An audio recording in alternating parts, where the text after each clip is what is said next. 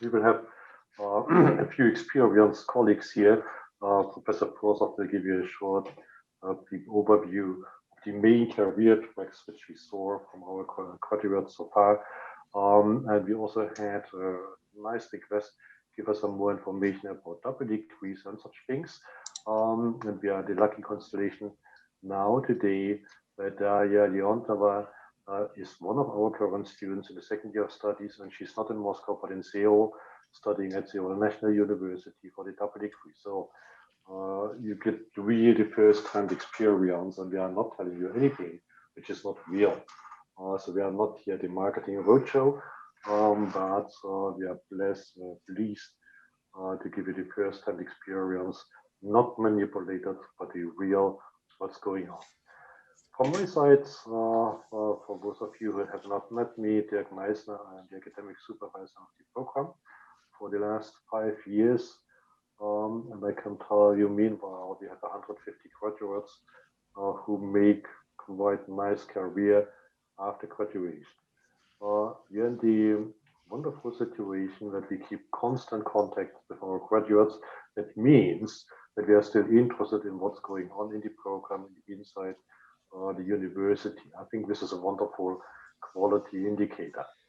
For the careers, I would hand over to Konstantin Forsov to inform you a little bit more what you can do after graduating from our program. So Kostya, the floor is yours. Okay, so I'm the one to start. Hello, everyone. I'm happy to see you. Let me start. Can I share my screen now? Do I have this right? Yes, I can. Okay. Before I do this, just a few words about myself. I was among those who initiated this program, and I'm very happy that it is prospering now, and we have more and more students everywhere, every year. And we see and we follow our alumni enjoying how they develop, how they build their careers in a variety of fields. So I must say that this is definitely a great opportunity to many newcomers. And I wanted to start my short talk with one slide that demonstrates, I would say, the false expectations. When we talk to our candidates, we always tell them that we are not a business-oriented program. We will not teach you how to make your startup or how to run a science business. So we are about governance of STI. We're about functioning of STI as a social institution, a political institution. And in this case, you should be very careful about taking this decision. So what I did especially for this meeting, I took a map of competencies built up on the research competencies framework driven by the European Commission. So on the round, you can see different competencies you might get if you plan a research career. And with this mapping, I wanted to demonstrate that we are not about research career. We are more about building bridges between science, researchers, and other fields, such as policy, such as business, and so on. So with us, you can form a portfolio of competences needed to work in the area of science and technology. You will hardly become scientists because you need a different background for this. But you can manage this field. You can work with scientists to be to translate from scientific language to business language, or from scientific language to policy language and backwards. And this is quite important because we are missing these links between science and other fields. And with our program, with our courses, we try to fill in this gap. Which is more important, I would say the half of success depends on your work.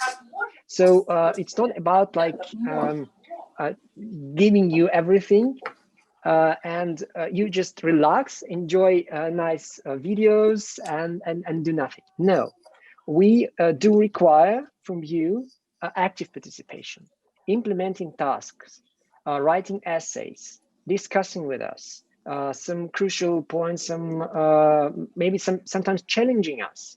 And this is quite important. So you see, self-development is a really important part of this program. You will definitely get some research experience because you will have to work on term paper and then on master thesis.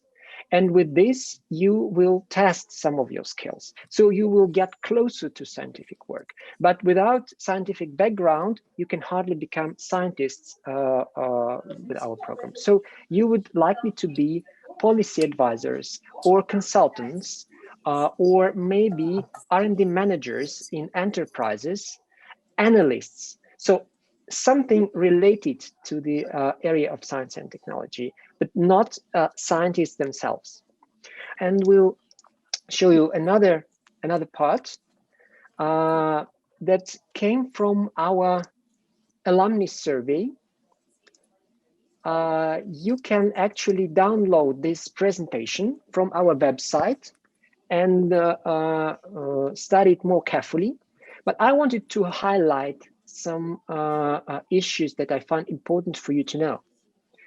So last year, my colleagues, Ekaterina Streltsova and Valeria Vlasova, they conducted a survey covering 85 of our graduates, which is around 2/3 of the total graduate by the end of 2019. So we are quite a young program.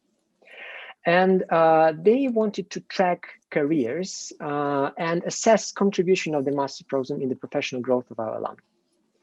So this is just some figure. Here you can see some figures. So we were launched in 2014. And by the end of 19, we had more than 100 graduates. And 20% of them in total were foreign students. 95% were employed after the program. So they're, I would say, quite successful on the market. I mean, all alumni who took part in this survey. And most of them were hired by organizations. So not business, sorry, something is under construction. Some of them are continuing their work as freelancers, as consultants to firms. So about sector of their performance. So most of the alumni are hired by commercial organizations.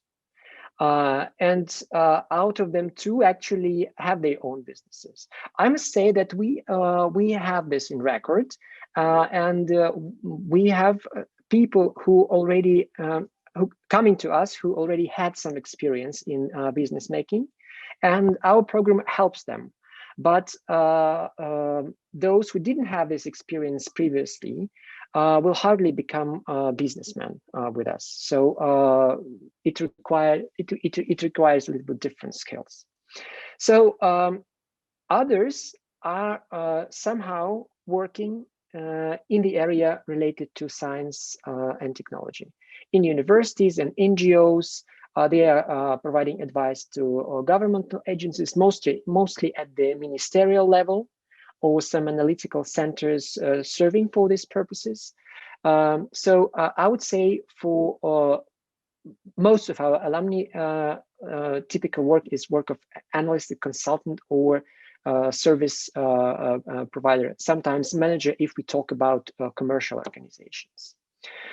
I'm not sure you can see the full list here. I will try to make it larger a bit, but here you can see some areas of employment. So IT sphere, consulting, finance, policymaking itself, marketing, transport and logistics. My favorite case is about transport and logistics. You know the story?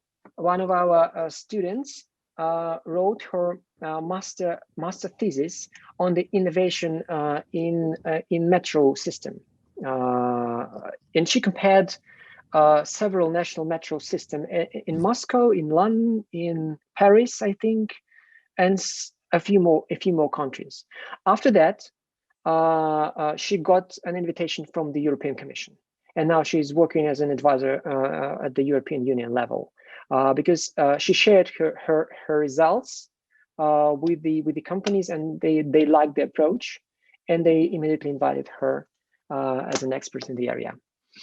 So she's in Brussels for 2 years now. We also have some people who continue research and education. Two of our alumni, it's not here, but I can tell you from my words, the two of our alumni are now continue their research at PhD level. One of them is at Zurich, and the second one is in Manchester. She has just submitted, and she has just successfully defended her PhD. So we have those who continue they work as researchers. But it's not about hard sciences. It's about I would say some social sciences related to science and technology studies, mostly science policy. STS, we have this field of research. You can also go to science communication. There are different options actually in this area. Those who stayed closer to businesses are mostly hired by IT and internet companies who are developing their own, I would say, research programs, because it's big IT giants such as Microsoft or Google, in Russia it's Yandex. They have very strong R&D departments, and they need coordinators, they need research advisors, they need managers, and in all these areas our alumni are quite successful. You can also go to consulting and audits. A banking system is a great sector for employment, because they are competing now with IT sector, and they are developing their own IT products. This is especially strong in Russia. So Sberbank, for example, is one of the strongest here. So they are competing with Yandex in this area, two major players, and developing their own IT ecosystem that requires research support and so on. So again, you can find your place in there depending on your area of interests. So this is just the geography of our alumni. So definitely most of them are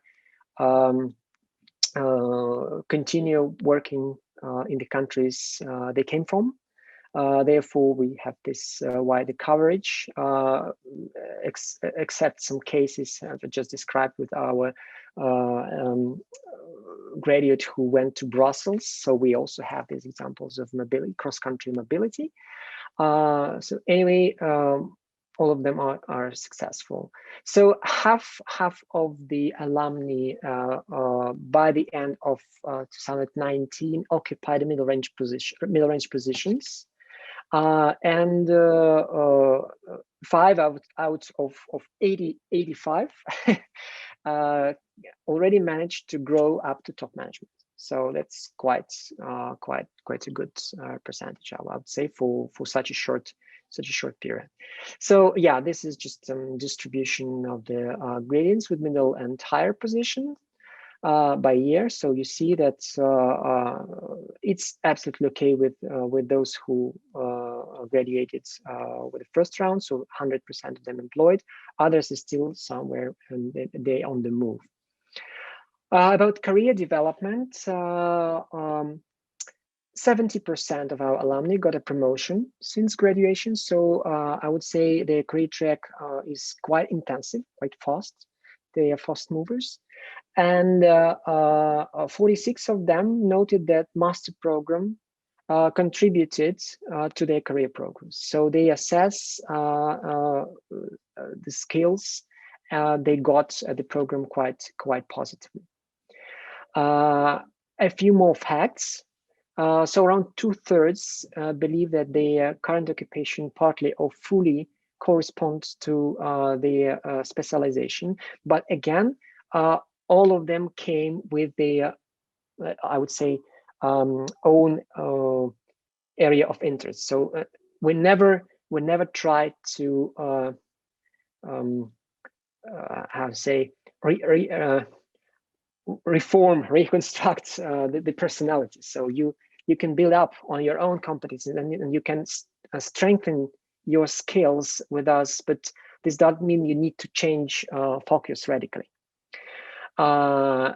Yes, and around half actively use the knowledge and skills they gained the program in their current job, which is quite a good sign for us. Yeah, that's the average salary everybody asks. So how much then can we get? So in US dollars, that will be around what's the current exchange rate, Dirk? So it's around 4,000, I think. 4,000 US dollars, more or less, gross. Yes. Yeah, but again, compared to the Russian average, it is much higher than in other spheres and by other examples. Yes, I already told about the scientific careers. I gave you 2 examples, but in fact, 6 more are considering scientific career as an opportunity. 2 are now, yes, inactive. So one is in Zurich, another one not mentioned here in Manchester, as I said, and 2 more are continuing with us at Higher School of Economics. So they just took a PhD track at the university.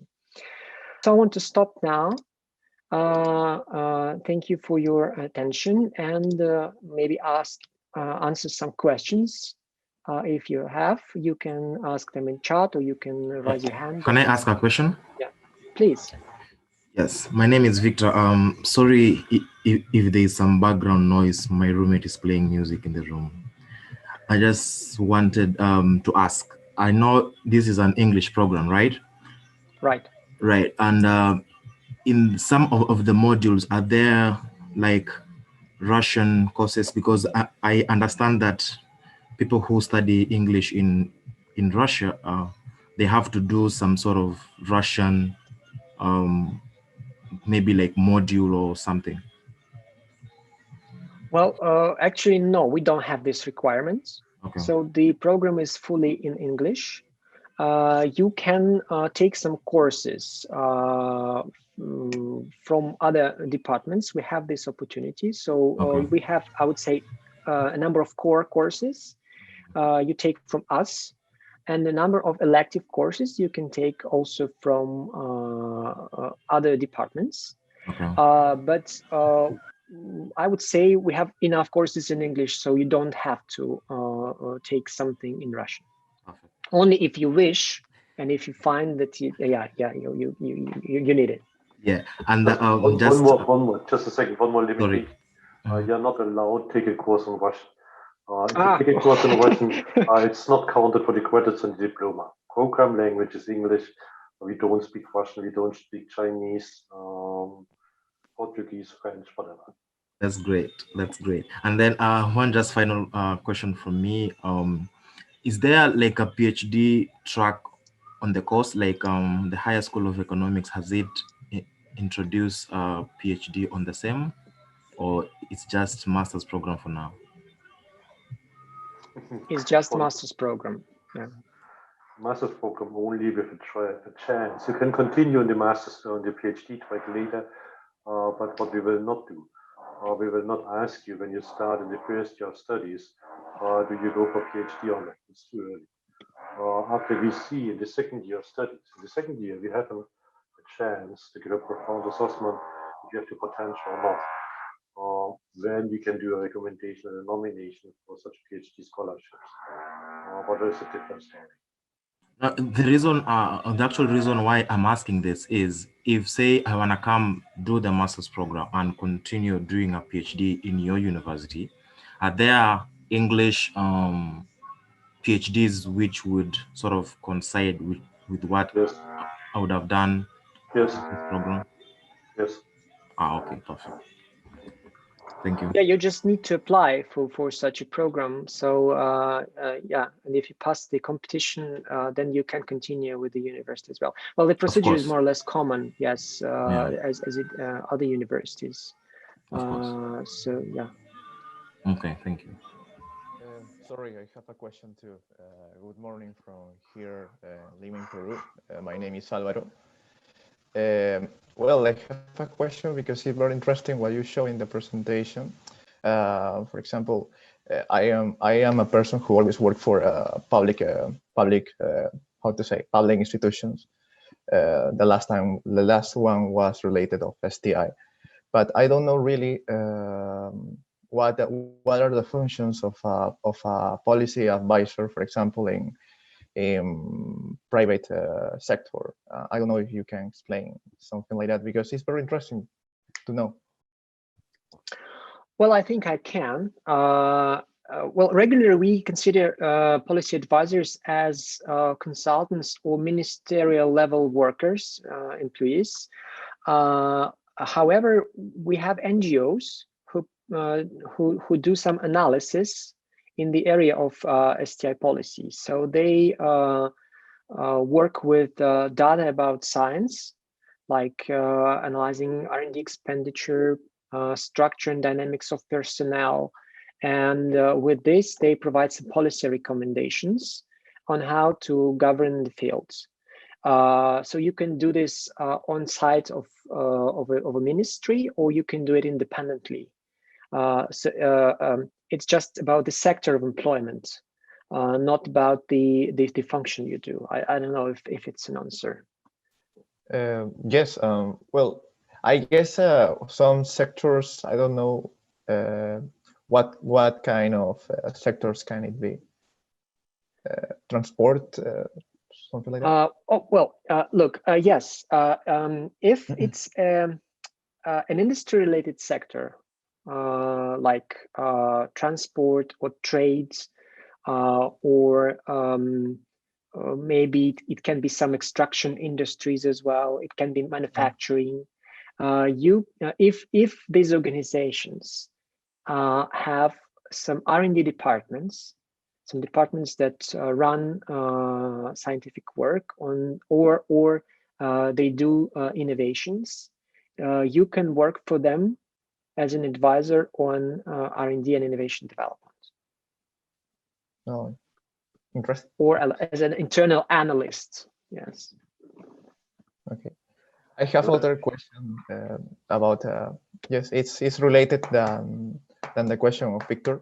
Maybe, I don't know, in the future, what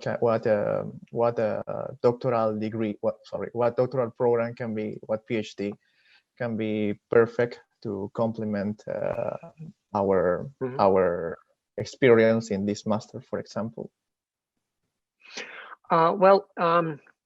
Master program and master level education is the second step after your bachelor. So your future PhD track also depends on your background. We have some examples. For example, I remember I was working with a student who had a background in IT. After our master's program, he applied to Vienna for an IT-based PhD program. So he combined his initial background with the skills and competencies he got from us, but he decided to continue his major track in IT sphere, information sciences, if we talk about sciences. If you don't have a background in natural sciences or technical sciences, you can continue with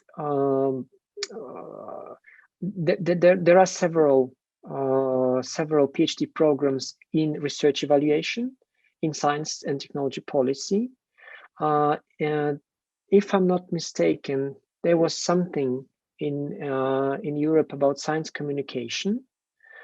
You can also do something related to social studies of science and economics of science.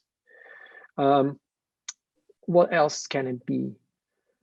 Probably some managerial. I'm not quite familiar with this, but some managerial tracks, PhD in management. Well, this is it, I would say. Yes, it's very interesting to know all the options.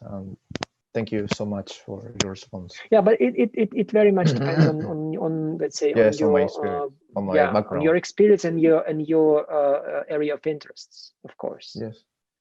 I think here, in light with your background and what you can do, I think it's time that we ask Daria to give us a short snapshot about even further broader possibilities after graduation, since she's doing a master in engineering at Seoul National in the frame of the double degree. So we let her wait now for half an hour, and it's 6 hours ahead of us. So it's getting close to midnight. That's why we should relieve her from waiting. Dasha. Thank you, Professor Meissner. So hello, everyone. I'll share my screen.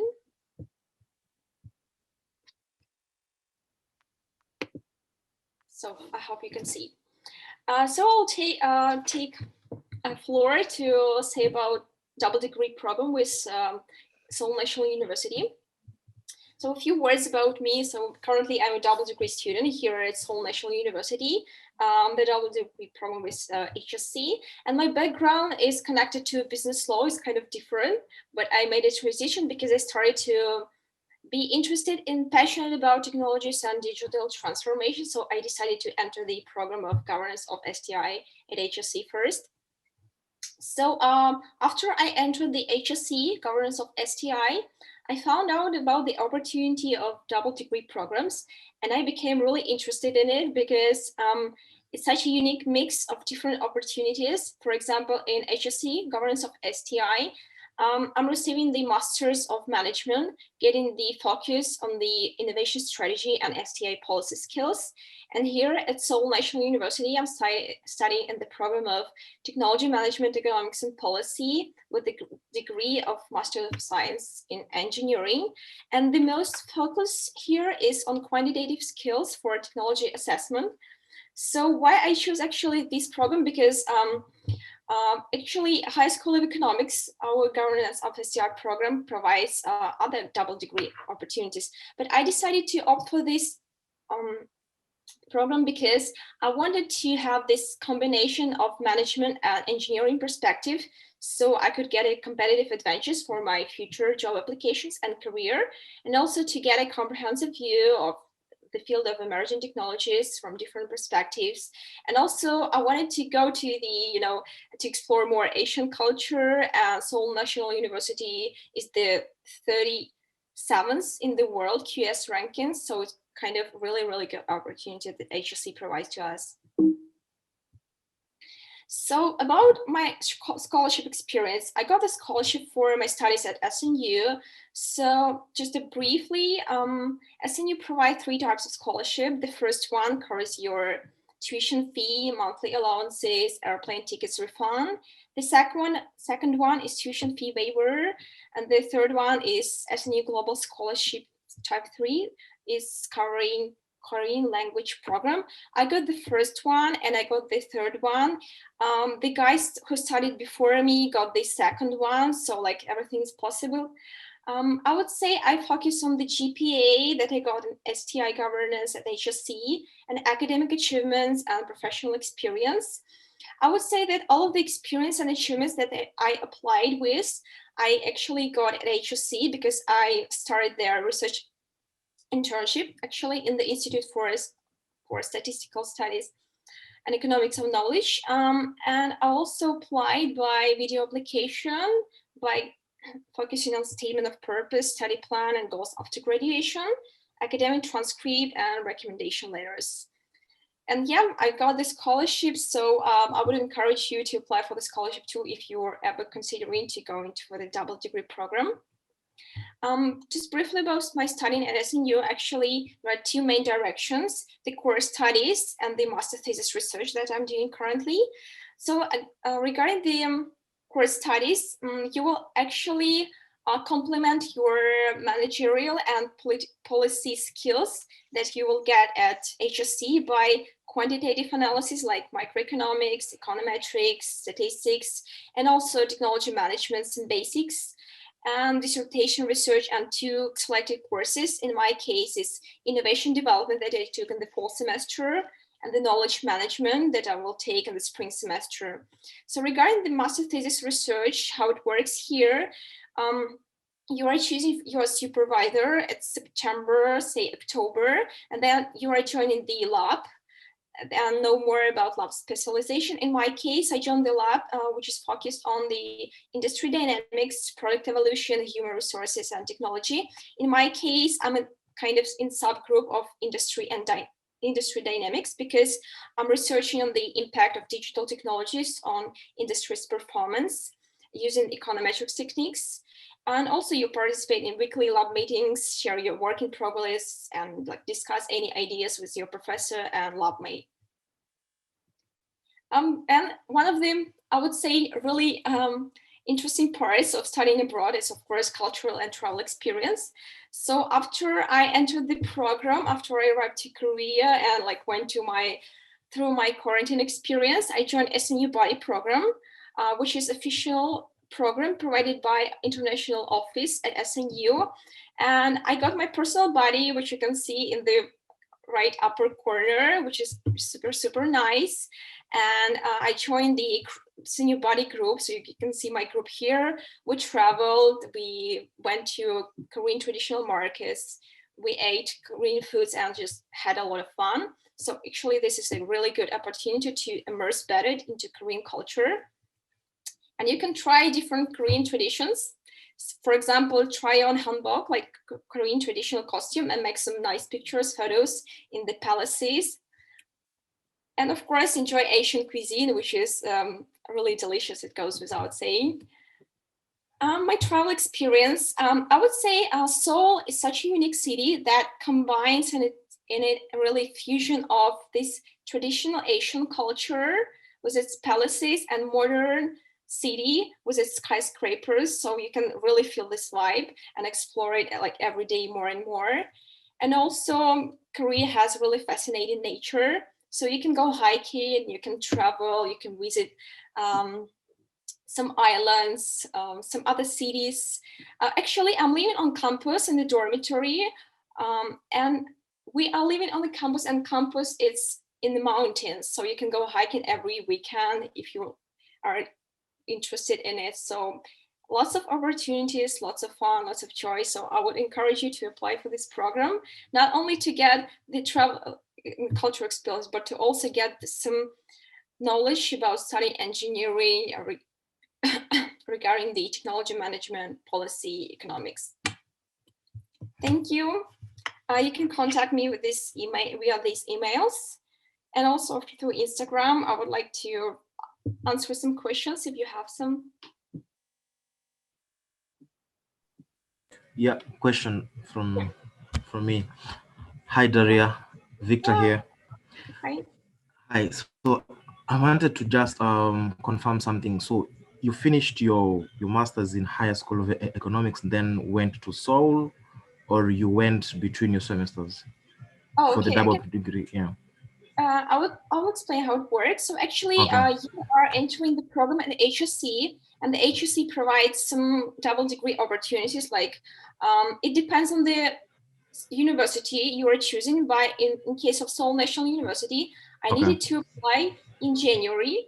So like in the first year of my master's at HSC, I applied for a Seoul National University double degree program, and as I know, people already applied for the next year. So you're applying in January, and then HSC nominates you. Right. And then after that, you're working not with HSC people, but you are working with SNU staff who is like managing the process of admission into the Seoul National University. Okay. And in August, you're applying like to Seoul. So you still have to finish your degree back in Higher School of Economics? No, so it's kind of, it works like this. The first year, you're finishing at HSC, the second year of your master's, you're finishing at Seoul. In Seoul. Oh. Actually, HSC transfers credits from Seoul National University that I'm actually getting now here. Okay. And Seoul National University transfers credits from like HSC. And at the end of your education, you will receive like 2 graduation certificates in Masters of Management and Masters of Engineering. Oh, okay, that's like clear 2 separate degrees. Like you studied for, like it equals if you studied for 4 years for 2 different universities, which is really, really nice, right? Yeah, really nice. Yeah, but you have to come back to Moscow to graduate, or you probably just do it in Seoul. I need to come back to Moscow to graduate. Yeah, because I need to defend my master thesis in June in Seoul, and then come back to Moscow to graduate. Yes, like take 1 thesis, but it's like 2 times of defense. Yeah, because you have to defend it both in Seoul and in Moscow. Okay, thank you.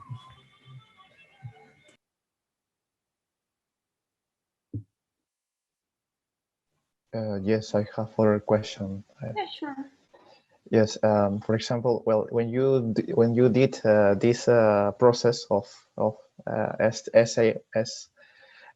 HSE to the Korean one, I don't know if you pay something or an extra, or maybe that, well, just that, you know, if you pay something extra to be in that, to have the courses there. You mean if you are paying for a double degree? Yes. Okay, like initially the program is on the commercial basis, so you need to pay.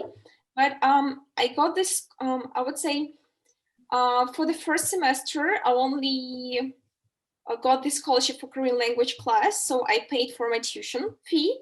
But for the spring semester, I got the full coverage scholarship, which is like the type 1, and I got the, so the university will pay for my tuition fee, will give me monthly allowances, which is really good, and also will give me a refund for my airplane tickets back to Moscow. So like they sponsor me the whole next semester. Oh, okay. Thank you. Yeah. It's interesting. So wait, totally worth it. Yeah. Sorry. So Daria, you had to study the Korean language, if I heard you right? You don't need to study Korean. You don't need to study Korean language. But they offer me the Korean language program. This I decided which will be nice because I'm going to stay for the whole year in the country. Yeah. So first you don't have to take, but I decided to take this class. But in order to be sure not to take this class, you need to take TOEFL, not IELTS, to get into the university, because the system is more American oriented. Yeah, I understand. Okay. I have a question. Is this scholarship opportunity similar to all of the other partner universities that HSC partners with? So like, are there partial scholarships for the other partner universities? Or like, for example, I'm interested in Technical University of Berlin, but I mean, I don't know how everything will go. So I would like to know more information about that. So I don't know exactly because I didn't study at TU Berlin, but as far as I know, like based on the experience of my classmates, you're not paying tuition fee in Berlin. So you are paying only for your living expenses because like the education in Germany is free. Okay, even if we don't speak German. Okay, I mean, I don't. So yeah, you need to like consider living expenses there. Okay. And so like, as you said, so there's 2 places of defense. So I would have one thesis topic. I would defend it in Berlin and then in Moscow.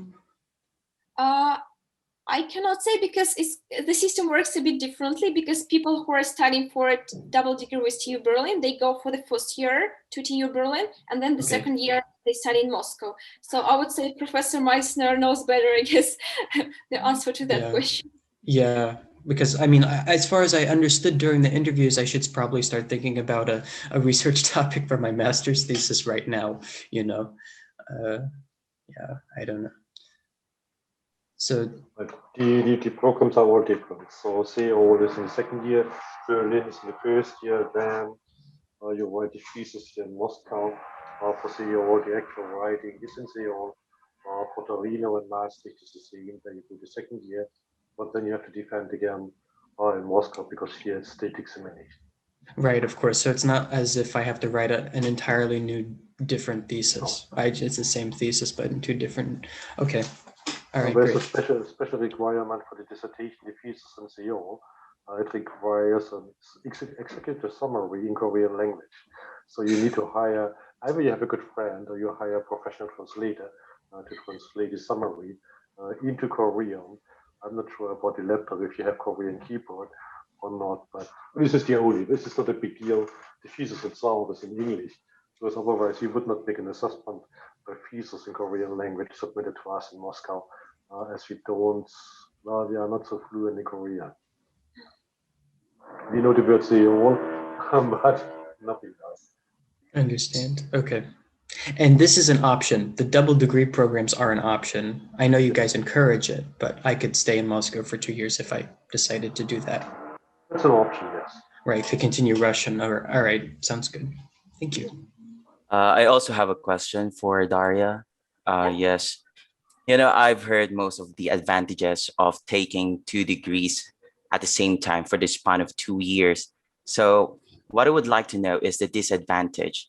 What is the disadvantage of taking 2 degrees in 2 years? Because, for instance, just like for some, they already asked this question about furthering their education. Would the admission committee would prefer someone who has a rich background in a specific field of studies compared to having 2 degrees at the same time in just the span of 2 years? Are there any disadvantage at all, especially if I would further my education?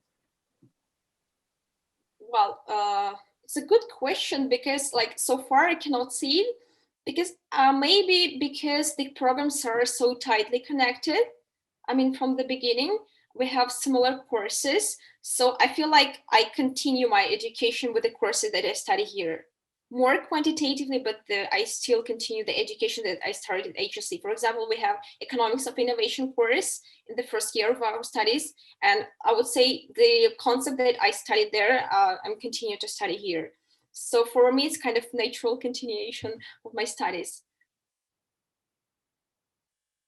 About the double, I would not say that probably hiring managers will doubt somehow because I do definitely know that some companies like consulting companies or tech companies, they actually admire people who studied abroad. So for them, it will be international experience will be just an advantage, not the disadvantage. And also 1 year, if you consider, for example, some European master's program, they only have 1 year of studies, like it's normal. It's not the case that they have 2 years. So I would say 1 year, 2 years, it's normal for master's program anyways. And in 2 years here, you're getting 2 degrees, which is super good. And I would add also to about what the scholarship, about the different programs. My classmate also got the scholarship for Maastricht University. So if you consider also, it's also possible. They in most of the cases, I don't remember someone asked about partial and full coverage of mine is covering the full tuition fee and other stuff, but partial scholarships are also possible because Dzhamilya, if I'm right, Anna got the scholarship for tuition fee, right? For the Maastricht University. Yes, absolutely. Yeah, so I would say partial, they should be, you need to try these partial ones because usually universities give them. I mean, they can consider more about the fully funded scholarships, but about partially, I think they are giving better than. Thank you. Yeah, you're welcome. Lastly, about the professional experience for the scholarship, I am from a different field of studies. I'm a graduate of philosophy, so that's totally different. So basically, I could not use my professional experience for this, or will I be able? to use my professional experience. Well, I'm more in academe, like more on writing actually. So so basically, if I don't have any experiences or professional experiences at all, so does it mean I could not, or I would not be able to get this scholarship or I any didn't of these scholarships? You don't know. I didn't have either any experience, I would say, because I came from like business law background and only somehow techie connected. It was like one internship in the venture capital law firm. So it's mostly law, but like a bit venture oriented. But I would say you can, in that case, you can use the first year of your master's programs in the governance of STI like really actively and intensely, because what I did, I entered the program and started from September. Like I went to Dzhamilya's office every day to ask about the opportunity of scholarship and like getting into double degree programs. So like the faculty are really supportive. So I got the research internship at our university, HSC. They provide these opportunities, so it will be already an experience. Then I participated in one conference, which is already an experience. Then I got the high GPAs, which is really, really good. Like Koreans like really good GPAs. So if you work in these academic like directions, and also maybe you can get some publications, for example, the term paper publication. I know we have working paper series in our programs where you can like publish your preprint. It is also counted as a kind of publication. So yeah, already like 3 or 4 opportunities that you can use. And also the during the year after like finishing my research internship, I went to the another I was an intern in a line technology company, which is like, it's not that popular in, I would say, Russia, but it's mostly it's American company, promoted Invisalign aligners. And I worked there for 1 year. So yeah, I would say like 2 internship, high GPA, conference. It was actually the background that I applied with. Oh, so your internship is prior to taking the master program or during the master program? During master. So yeah, if you enter and just take any opportunity at HSC, outside of HSC, connected to science and technology, you can get your experience, I would say. Okay, thank you. Yeah, you're welcome. I also had a question regarding that, because how are the classes, well, this is a question to anyone, how are the classes structured on a day-to-day basis? Is it like a full day of classes and then in the evening you have free time? Or I heard something about night classes and then maybe during the day you're able to work or gain that experience somewhere in Moscow. Are you asking about classes at HSC or SNU? HSC.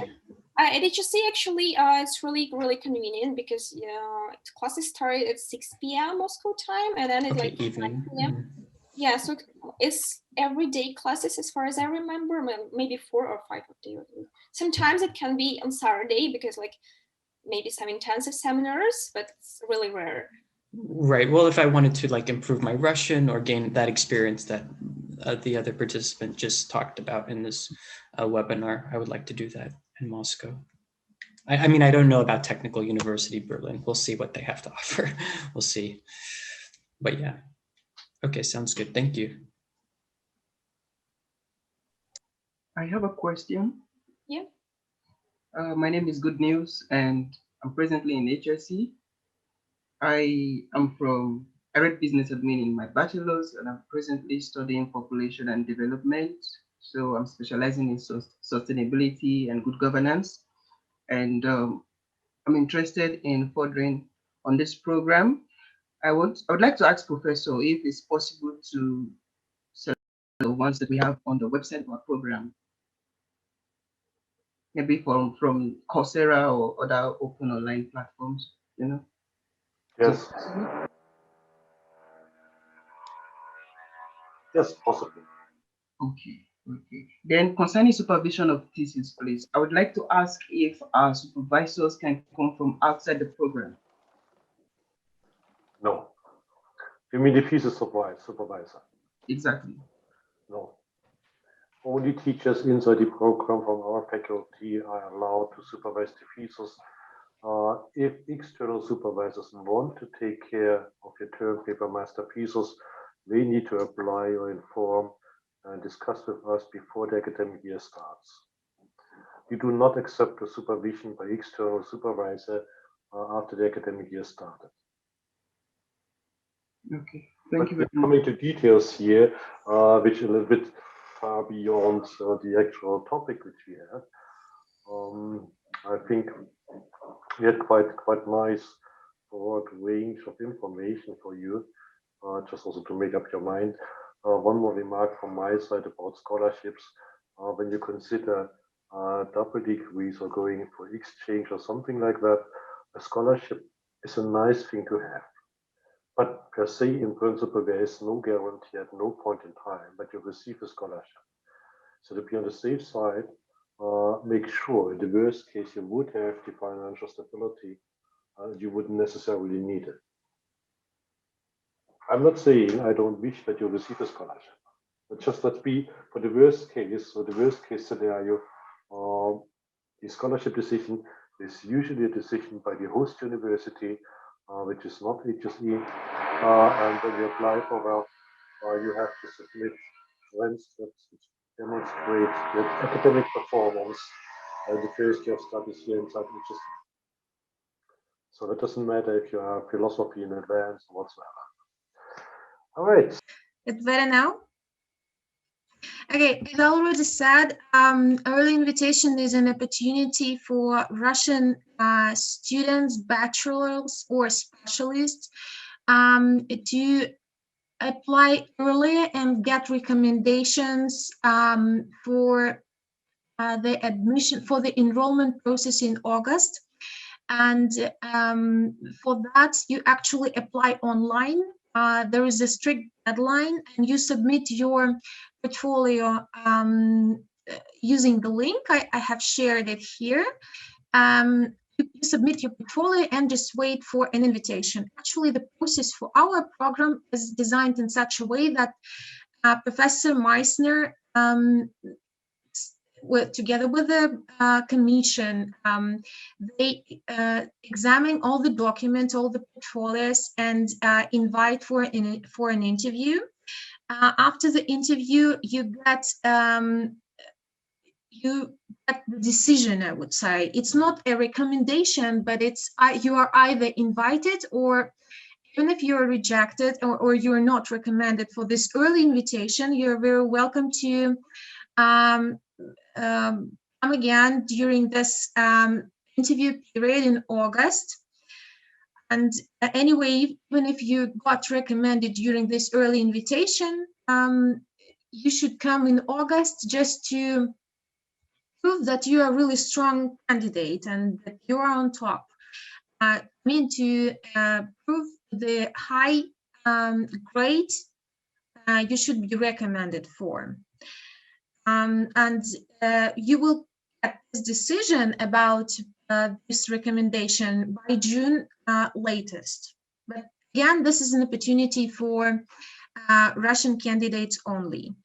So let me share also the contacts. And some of you might know me. I'm a master program manager. And if you need my help, I'm also open to any questions here.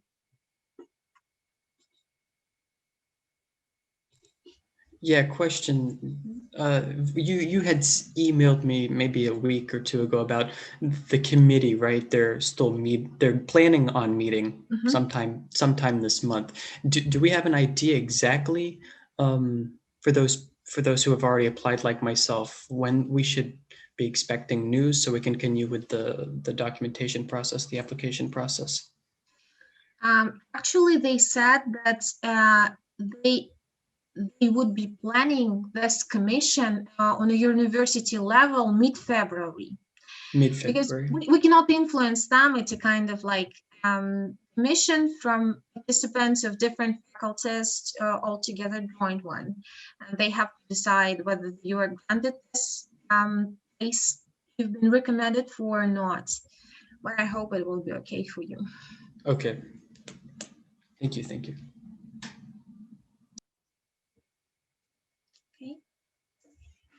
Many thanks for the word given, Dr. Meissner.